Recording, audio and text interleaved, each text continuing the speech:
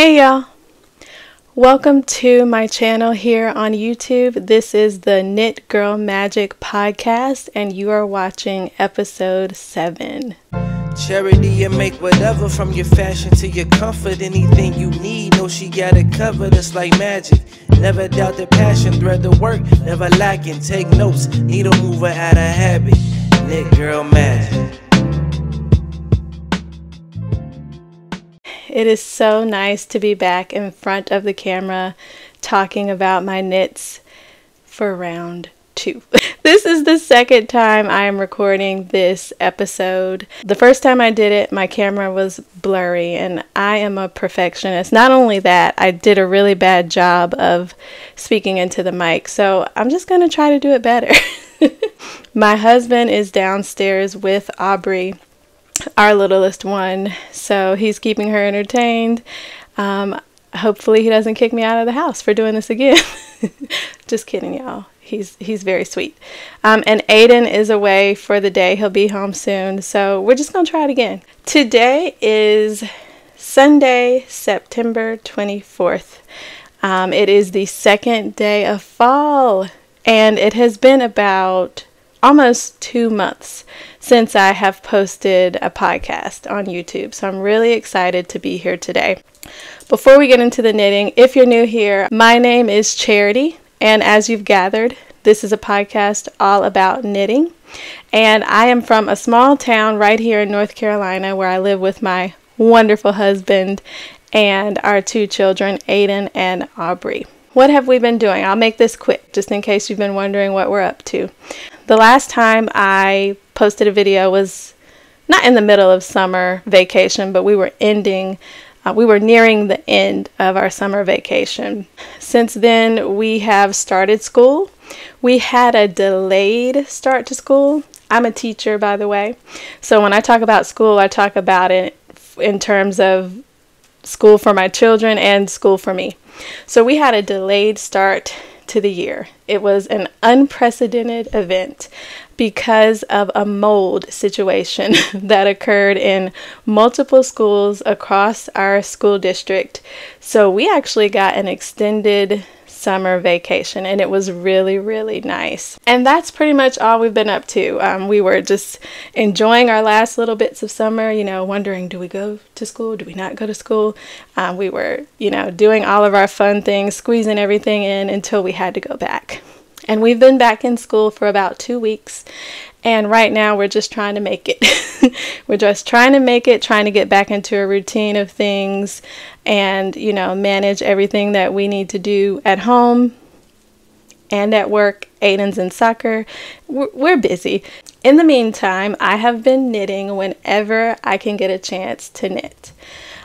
So we're going to talk about the thing that I've been knitting on the most since I last podcasted, which is what I'm wearing, and then we'll talk about some whips that I currently have going on. So let's jump into what I'm wearing. This is the Air Tee, and it is a t-shirt designed by Ozetta, and this is the first time that I've ever knitted one of Ozetta's patterns. But the reason that I wanted to knit it was because I follow Aro from Aro Knits and Pearls, and she speaks very highly of Ozetta. So I was really interested in, knitting her pattern for the first time. And also this tee looked so good on Aro. I love the design of it, so I decided to knit one for myself. This tee is a fingering weight tee. The designer suggests that you use a blend of wool and cotton, so 50% wool, 50% cotton. I casted on this sweater the very day I finished the last episode of this podcast, sometime back in late July. And so when I went to the yarn store that day, it was like an exciting adventure for me. I hadn't been there in a while. I was just very itchy to cast this on. So instead of getting the suggested yarn, because they didn't have it at my local yarn store and I didn't want to order anything, I just opted for what they had. And this yarn is knit with West Yorkshire Spinners, and it is their exquisite 4-ply base. It is 80% Falkland wool and 20% mulberry silk. I'm going to try to remember that when I scoot up close, I need to bring the mic with me. I'm going to try, y'all. Okay. This comes in hanks of 100 grams, and there's about 437 yards in each hank. And I think I bought 4 of these, and I only broke into the 4th hank just a little bit, and I have, I think, like 85 grams left of it, and I'll do something cute with it. I don't know, maybe for Aubrey I'll knit her a hat or something. I don't know, we'll see, but I have a lot of it left. So the needle size that is suggested for this pattern is size 4. Bring this with me. Which is a 3.5 millimeter needle. My computer's way up here, so I have to come up here. And I decided to knit the size medium for this pattern. I did not do a gauge swatch. Sorry, I had to readjust. The microphone stand that I'm using is top heavy and it was falling. Bear with me. I am in my husband's man cave today, his office man cave. And so the reason I'm here is because he has recently started school. He's going back to school, and he has a lot of things that I need, computers and such, set up right here. And I figured it was easier just for me to come in and podcast here. So that's also why I'm flustered and recording this again. So as I was saying, I did not knit a gauge swatch for this tee. And I know I should, you know, but I was just so anxious to cast it on, and I think that I'm not alone in that. I think lots of people just get excited and they cast on things without doing a gauge swatch. So I didn't do one, but thank God it worked out, and it's not, like, it fits just right. It's not too big, it's not too small. Ozetta, when she designed this, she designed it to have around 5 inches of positive ease built into the pattern. And I started with the provisional cast on in the back. It is that area that goes across my shoulder horizontally. So I started the provisional cast on and I checked my gauge, and I saw that, as usual, my gauge was too tight. So I decided, because you can pick the size after you do your provisional cast on, because you use the same amount of stitches for the first 3 sizes. So I decided just to go with the largest of those 3 sizes, the medium, once I noticed that my gauge was too tight. And when I blocked this, everything worked out just fine. I actually have more ease in the tee than was designed in the pattern. I think I have 6 inches of ease instead of 5. Some things that I wanted to share about this pattern. There are a lot of techniques that were new to me, the provisional cast on being one of them.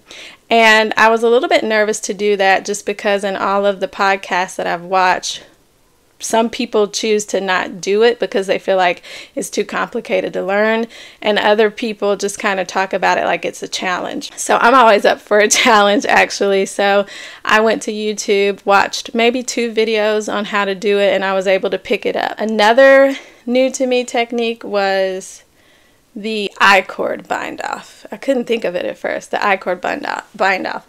I've done an I-cord edging before, but not a bind off. So that was a new technique for me. I watched a couple of videos on how to do that also. I think those were the only techniques that were new. Some other techniques to note in case you want to knit this pattern is that there are a lot of German short rows in the pattern. And German short rows are essential when you knit garments because it just shapes your garment to allow more room in the areas where you need it. And Ozetta put a lot of short rows in this pattern. So there are short rows at the bottom of the back panel. There are short rows on each shoulder. And there are short rows on each sleeve, like about right here, to give more room right here. So there are short rows everywhere. But that didn't bother me because every garment that I've knit so far has included short rows, and they're not hard. You just have to pay attention when you're doing them. I only knit the short rows when I can really focus. So if short rows are something that you want to learn how to do, this is a great pattern for that because there are so many of them. There are excellent tutorials out there on how to do them. It's really not hard to execute, but just beware, if you don't like doing short rows, then you might not want to knit this tee. So some modifications that I made when knitting this pattern. When I knit this, and I do this often, I started knitting the body. I got really bored because all of your interesting parts come like when you're doing the shoulders and the back. So you do the back panel, each shoulder, do a front panel, connect them. Those are all the interesting parts. And then once you start knitting in the round, that's when it can get a little bit boring.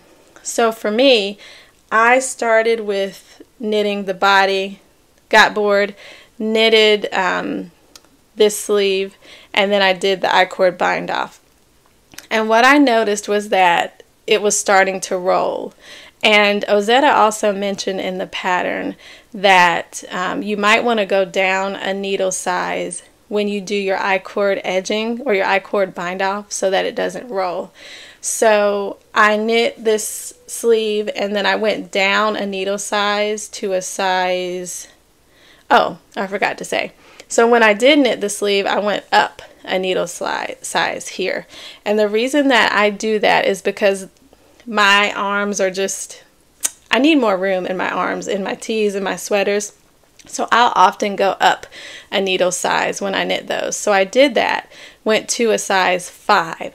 And then when it was time for me to bind off and do the I-cord, I went back down to the original needle size, which is a size 4.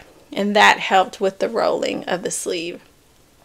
I then went back and worked on the body and had amnesia or something. I don't know. I decided to keep the same needle size for the edging of, or the I-cord edging of the body for the hem of that. And I noticed that I had a whole bunch of rolling. And that upset me a great deal because I had a lot of hand pain when I was working on this just because there was so much knitting involved. The needles were relatively small for a garment. And for some reason, for the I-cord edging, I would just get very tense when knitting.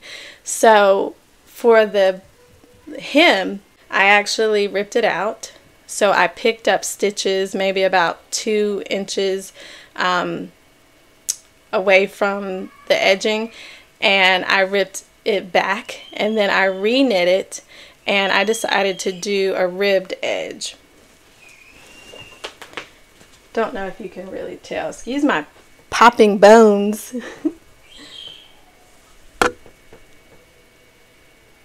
So this is twisted rib on the edge of the hem. I think it looks fine though. I have I-cord edging for the neckline for each sleeve, and then I have a twisted rib for the body. And the reason I went with twisted rib was because I didn't want the tee to kind of draw inward at all, like a 2x2 rib or a 1x1 rib could do. A twisted rib kind of keeps the same shape, so that's why I went with that. I want to talk about the hand pain that I experienced a little bit more.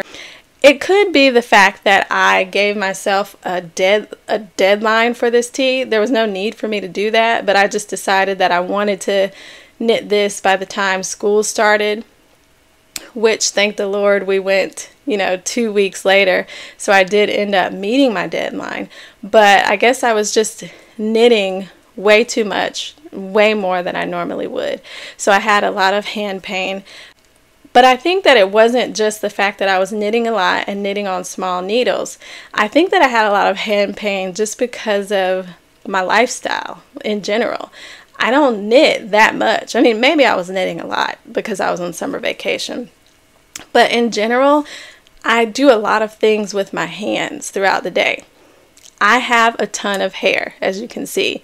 I also have 2 children who are blessed with plentiful hair on their heads. But that means that I spend a lot of time doing hair. A lot of time detangling hair, a lot of time styling hair, twisting hair, braiding hair.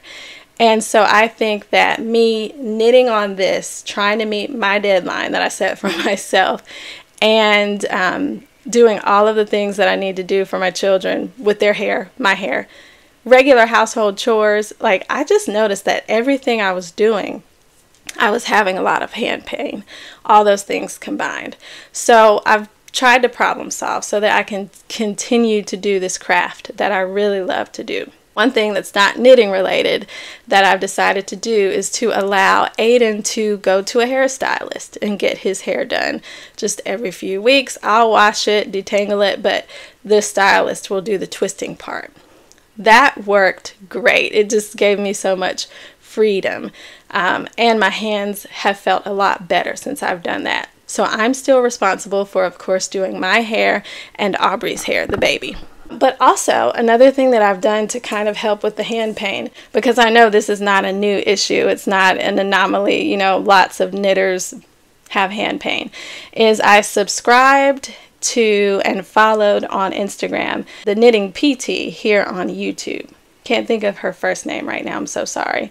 I've been watching her videos on YouTube and on Instagram, and I've just tried to incorporate a lot of the stretches that she talks about doing, and I've tried to fix my knitting posture as far as my hands go. I don't have any pain anywhere else but my fingers and my wrists. So she gives really good tips, like not flexing your hands this way or this way too much, but just kind of relaxing your fingers as you knit, not gripping the needles too tightly with your pinky and your ring finger. And those are things that I was noticed that I was doing, especially when I was doing that I-cord bind off. And a lot of times when I'm doing magic loop, I'll tend to kind of grip the needle underneath. I'll put my pinky and my ring finger under the needles and grip them really tightly. So those are things that I've been paying attention to, and my hands feel a whole lot better, incorporating the lifestyle changes with the knitting changes. So I talked about how I modified the ribbing a little bit on the bottom. I took away the I-cord bind off and did the twisted rib for the hem, but I also added length for each sleeve. So I think the pattern called for me to stop maybe about here. I knit about 2 inches extra, and then it stretched to the length where it is with blocking. I didn't have to stretch it. It just naturally stretched to that length, and I like where they are. I also knit the body of the tee to a longer length than called for in the pattern. And normally I will shorten the length just because I'm 5'3", I'm pretty short. But as I was knitting this, I could see that it was looking a little croppish, if that's a word, and I wanted to be able to wear this to work and look appropriate. So I knit the body to a longer length than called for in the pattern. And still, I don't think I knit it long enough. But I think it's because of the yarn choice that I made. So I've noticed that when I knit with wool and silk blends, these really soft drapey yarns, they'll stretch a lot in width, and then of course the length will shorten. So I think it was due to just the yarn choice that I used. I'm going to stand up so you can kind of see how cropped it's looking.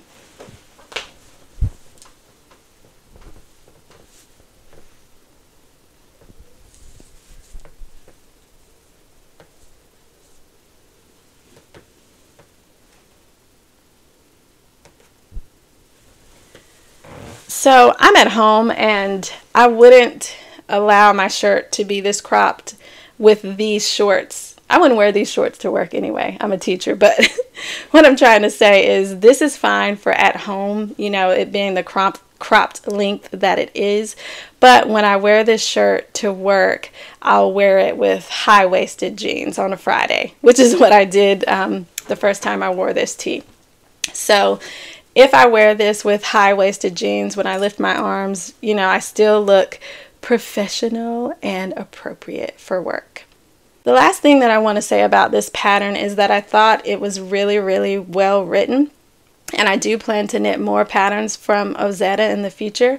I thought that it was very thorough, but not too thorough. So I wasn't bogged down by all the words, but it was just enough writing that I could understand what I needed to do, and the schematics used throughout the pattern were very helpful. So there was an interesting way of picking up stitches for the sleeves, and I really appreciated her putting the schematic there so that I knew I was going in the right direction when I was picking up those stitches for the sleeves.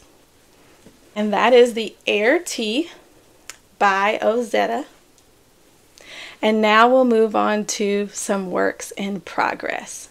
Let me get a sip of water first. The next thing I want to talk about is the Salty Days sweater by Veronika Lindberg. She goes by Veronika on her website, and she has a huge presence here on YouTube, and she goes by Veronika. So as I said, I am knitting the Salty Days sweater, and I am so excited to be knitting this pattern by her.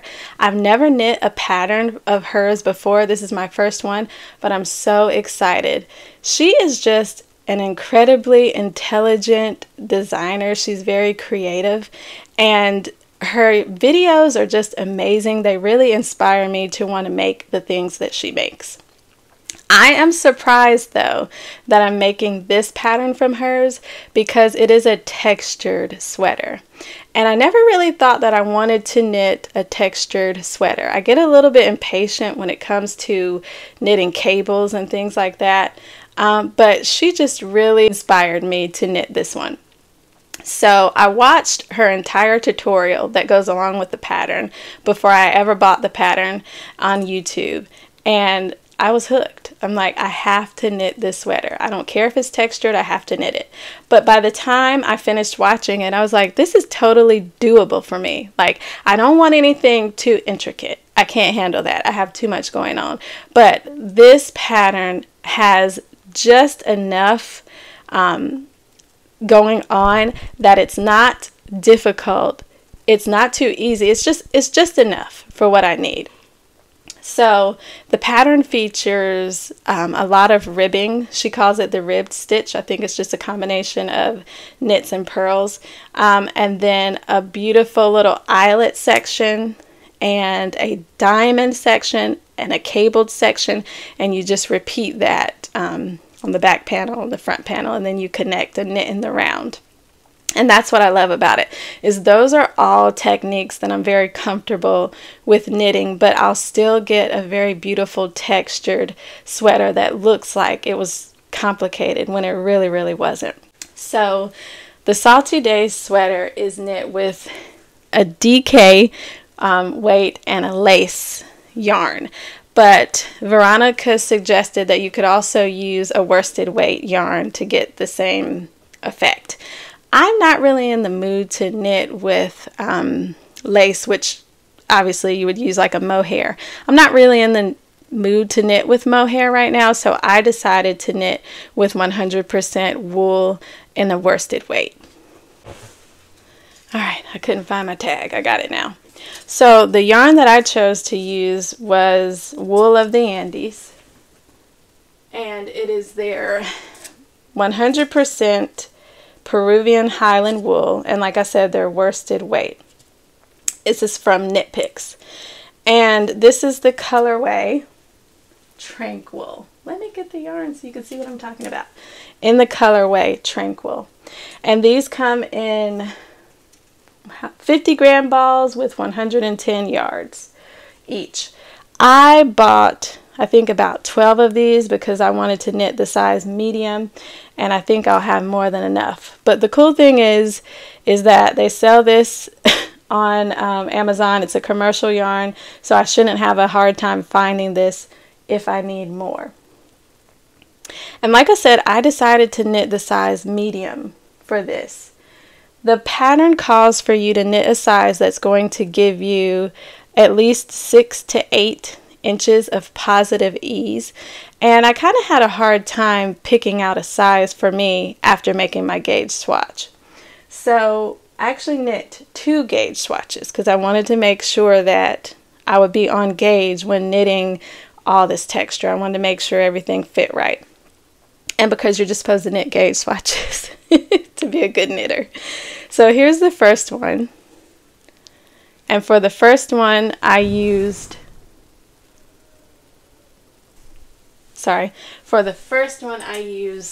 the recommended needle size US 8. Let me make sure that's right. Yeah, size 8, 5mm. And per usual, my gauge was too tight. I had way too many stitches per 4 inches. So I knew that I needed to go up a needle size. Even with blocking, it didn't stretch enough. So I then decided, because I didn't have size 9 needles, I went up to size 10 needles, and I actually got really close to the gauge. So the gauge for this pattern is 17 stitches per 4 inches, and for this swatch I got 18 stitches per 4 inches. For the first one it was around 22 or something after blocking. So this one I got almost the exact gauge after blocking. And that would give me about 11 inches of positive ease. So my bust circumference is around 36 inches. And so if I knit the size medium, that would give me around 11 inches of positive ease. And that's okay for me. I'd rather have more positive ease knowing that my gauge is still slightly smaller than the pattern calls for.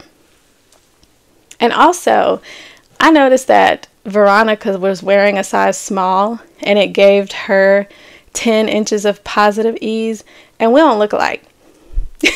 We don't look alike at all.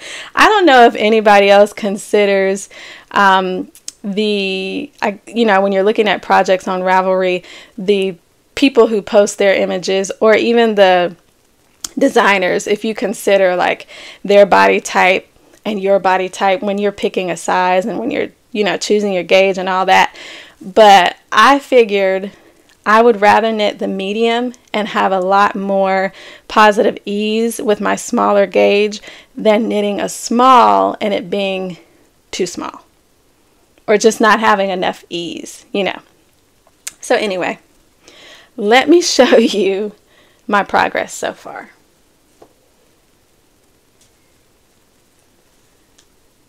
Before this podcast, before I started recording, I noticed that I was in the middle of a row.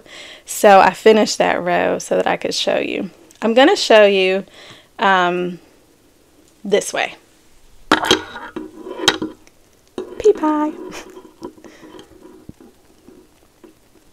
Because if I kind of fold it like it's supposed to be worn with the shoulders in front, you can't really see the detail. So anyway, you'll see that rib stitch, and then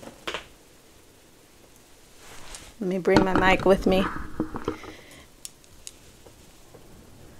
The little eyelet detail in this section, and then the diamond section.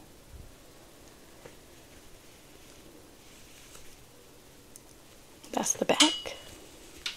Here's the front. Absolutely beautiful. Absolutely beautiful. I really love the color of the yarn that I picked.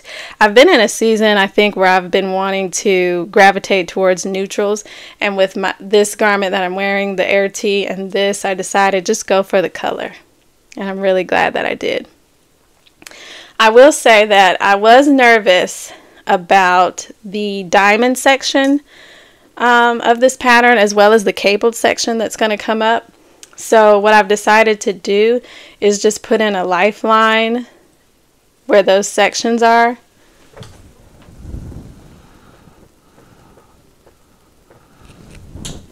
You can kind of see it there. So that if I make a mistake, I can rip back.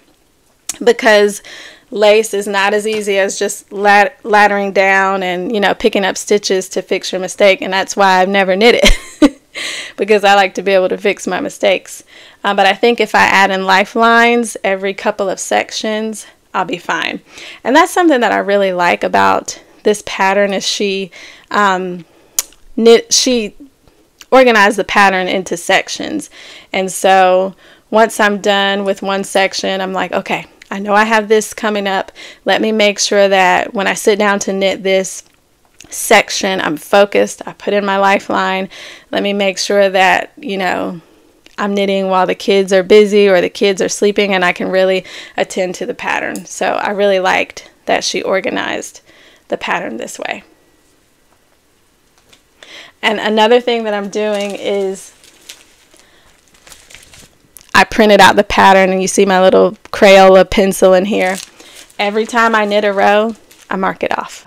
I do not have time to lose track of where I am in knitting this sweater. So I am really excited about that, and I can't wait to show you my progress or the finished object the next time I see you. Okay, the next work in progress that I have is something that I've never shown on the podcast before. I actually started this one while I was experiencing the hand pain with this tee. I decided, you know, what if I just try to knit something else, because I have to be knitting something. And so I saw this pattern on Michaela's podcast. Her podcast name is Sugar Folk Homemade on YouTube. She is a podcaster from North Carolina, so I feel like I really identify with her, and she's just so lovely. So she was knitting a shawl from Andrea Mowry called The Shift, and she kind of inspired me to knit one myself. I've never actually finished I said shawl, I meant cowl. I've never actually finished a cowl. I do not know why. Maybe it's because the ones that I pick are very intricate. I tried to knit one with brioche before, and I put it down. This one is mosaic knitting, so it's very intricate. It's not difficult, but it does require a lot of attention. So I'm interested to see if I actually finish it or not. Hopefully I will. So, you know, you can keep me accountable. So that's what I'm knitting, and I'll show you the progress that I have so far. It's not a lot. So you start here at the bottom and then create like a little triangle going outward.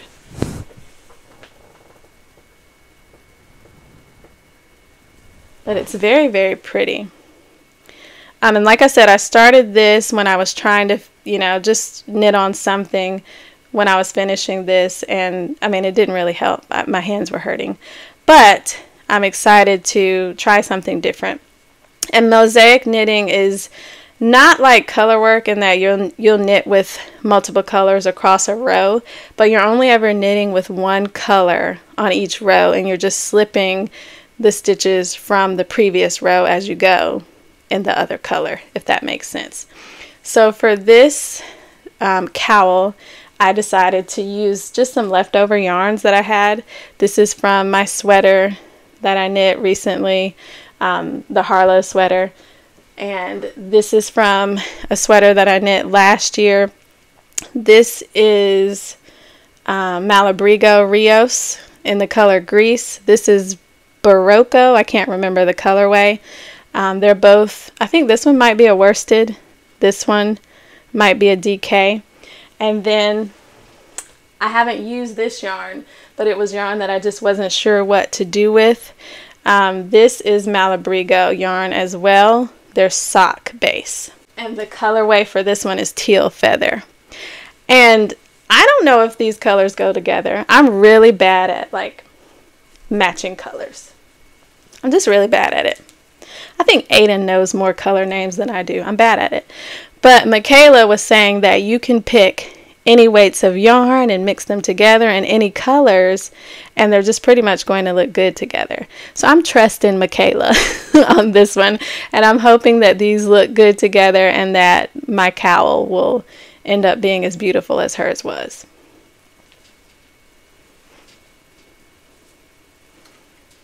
And that is the Shift Cowl by Andrea Mowry. I don't know when this will be finished. I just think that I'll knit on it whenever I can. Hopefully I'll have a cowl this winter. Maybe not. I don't know. Let's just pray that I can finish a cowl. Okay? Pray for me in the comments. All right, the other thing that I'm going to talk very briefly about, because I've talked about these before, are the Lang socks that I'm knitting. These socks are from Lang, and a lot of this is not written in English, but I know it's a superwash yarn. I hope there's some nylon in it, because I think that can kind of help them to be a little more long lasting. But they come in 50-gram skeins. And I had this one finished the last time I podcasted, and since then I finished this. I haven't finished, but I've made it this far on the second one. So I've knit the cuff, the leg, the heel flap, and I'm almost done with the foot. I just have a few more rows to go, and I'll knit the toe. And I like this yarn because you can buy 2 skeins of this yarn and get 2 identical socks with the stripes. So that's why I picked it. I want to give you details about how I knit socks, because I always just glaze over this part. But I usually use my Chiao needles. These are size 1, 2.25 millimeter needles. And I always knit them top down, cuff down. And then my socks are just like my mindless knitting. I really don't want to think about them that much. They're my comfort knitting. So I'm not really particular about the length that I knit them. Like, I'll knit until I feel like, I'll knit the leg until I feel like stopping and doing the heel. And then and I always do a heel flap and gusset for the heel, just because why fix it if it ain't broke? It works for me. And then as far as the foot goes, I don't even know how many rounds I do. I just knit until it covers my pinky toe, and that always tends to work out and feels very comfortable for me. So the first pattern that I knit socks with was Kay from the Crazy Sock Ladies tutorial, and she's amazing, and I can knit socks in my sleep now, I feel like. So I'll be glad to have these done. The only other thing I want to talk about is some future plans. So many people are posting their fall plans for knitting right now, and I'm definitely not going to get too into it, but I have been inspired by a lot of people. One person I've been inspired by is Kay from the Crazy Sock Lady. She is knitting the Seasons cardigan by Ozetta. I'm not sure if she's knitting the oversized cardigan or just the regular one. Either way, I have pinned or favorited the oversized one on Ravelry, and I may knit that. I like the fact that it is oversized, obviously. It just seems really cozy, and I like the ribbing. Ribbing is, in fact, very comfortable for me to knit with. A lot of people don't like it, but I kind of find that it has the right balance of knits and purls for me, where it's comfortable. I don't feel a whole lot of hand pain, as opposed to if I'm doing a whole round of purls, that kind of hurts. I'm working on that. But anyway, I think that this cardigan would be wonderful for me to knit because of the ribbing. The reason that I think that I haven't knit any cardigans in the past is because I really don't enjoy just straight purling. That does hurt my hands. So this might be like the right balance of knits and purls for me. Now, I am going to continue to incorporate the Knitting PT's strategies when I knit. So even if I go with another cardigan, I'm hoping that with her strategies and my lifestyle changes, that knitting a cardigan won't be too painful for me. So the other option that I'm looking at is the Miles shirt jacket, also by Ozetta. I really like this one because I feel like it would be something that I could just throw on a lot, daily even, and just wear it all the time. A lot of my knits, I feel like I can't wear that often, going to work especially, because I don't want to be seen wearing the same thing every day. If I'm just wearing my items around the house, it doesn't really matter. But anyway, this jacket seems like something that I could get a lot of wear out of and not feel ashamed for wearing a lot. if that makes any sense. And plus it's cute. So let me know in the comments, which one do you think I should knit? Do you like the oversized Seasons cardigan by Ozetta or the Miles shirt jacket? I'm intrigued to know. I'm also intrigued to know if you like the colors that I picked for my cowl, the shift cowl. All right, and that is really all that I have to share with you today. I hope to see you in the next one. Thank you for sticking around this long. I'm losing daylight now, but I hope that you were able to make it to the end, and if you did, you'll come back. Please like, comment, and subscribe. That really does help me to grow my channel. When you interact with me on here, it recommends my channel to more people, and that's more people that I can connect with. Thank you for watching, and I'll see you in the next one.